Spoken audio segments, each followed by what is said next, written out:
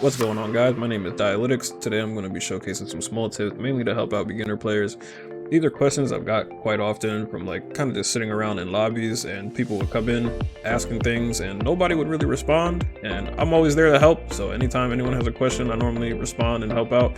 But I've gotten some of these questions so often that I figured, why not make a video on it? So today we'll get straight into it. Tip number one is going to be player ID change. So pretty much when you log into PSO, you're going to start game, select your ship,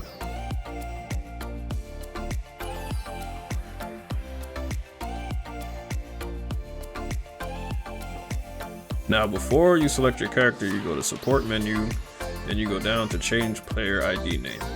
So for me, it's going to say that it costs AC. That's because I've already changed it. But you come in here, you can change your player ID, and now you won't show up as a number to everybody else once you add them. Tip number two is going to be Control and Alt keys for managing your chat. So pretty much if you're on Xbox, you can't do it unless you have a keyboard. You can plug a keyboard into your Xbox and that'll work. If you're on PC, obviously you'll have a keyboard. So pretty much if you're in a lobby or something and somebody's trying to talk to you, or maybe somebody in your alliance said something and you missed it, or a whisper went by, or if you just want to check if you had any whispers, you can hold down Control and you can hit left or right on the arrow keys and it'll change which chat you're viewing. And then if you hold down Alt and hit the same arrow key left or right, it'll change what chat you're actually typing in. So this makes it a lot easier for you. Tip number three is going to be your plus and minus on your numpad to control your camera. So pretty much when you're out and about, maybe you want the camera a little zoomed in, maybe you want it zoomed out. Right now I have it zoomed all the way in, but if you just hit the plus, it'll actually zoom it out a little bit, or if you hit the minus, it'll zoom it back in.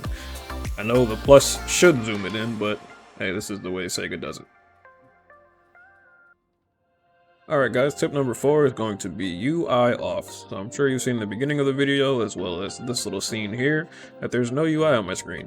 So all you have to do for this is open up your chat, do /UI off space, and then you put a number. You could put 400, you could put 500. This is the amount of seconds that the UI will stay off, and pretty much gives you a bunch of time in order for you to take a photo. Once you hit enter, it goes away. If you have a keyboard plugged in, you can hit F2 to bring it back up. And another thing is if you're trying to take a photo and say your UI comes back up all of a sudden and you didn't expect it to, you can hold Control and hit the up arrow, and that'll just bring up the command you just typed in so you don't have to retype it out again. Tip number five is going to be overhead display / online status. So I'm sure you've seen people around while you're in lobbies and such having messages underneath their names. Maybe it says away, maybe it says like my lookbook, etc, etc. All you have to do is hit F2, or if you're on controller, hit select, come down to change online status, and you can change it to anything you want really. You can also put different colors. I'll put the color codes on the screen here so you'll know what they are, but pretty much you can put these in the message and you can have colorful words, or you could just have away with the preset ones here, recruit party members wanted. And for the overhead display, you can actually change what you see over people's names. So I have mine set to alliances just because, I don't know, I like to see who's in where and etc. But you can have their title show up there. You can also have people's HP bars and also their PP bars show up. So that could be useful if you're playing Tekker. Tip number six is going to be getting the specific emote name in your chat as well as hand poses and where to find them. So all you have to do is open up your chat, and there's going to be a little guy waving down here. So you click him, and now you see all the emotes that you have. So you can click them, and it'll actually show the command that you have to type for the emote. And then you can copy this, and you can put it in your auto chat, or pretty much whatever you want to do it.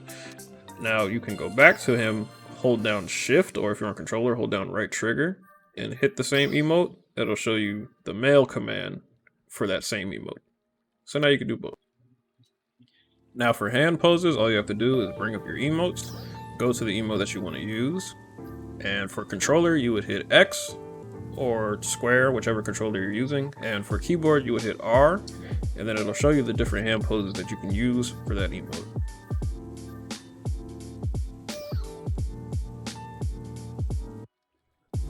Alright guys, and the last tip I have for you today is going to be item recycling and item exchange. I feel these are going to be the most important for you in the long run, whether you're a new player or not.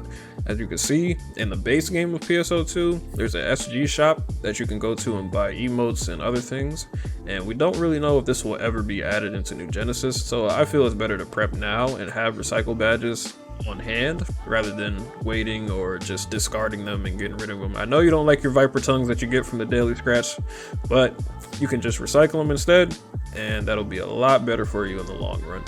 So with recycling or exchanging, you could do that here at the item trader Travis, and with recycling you can always do that on the go in your pause menu.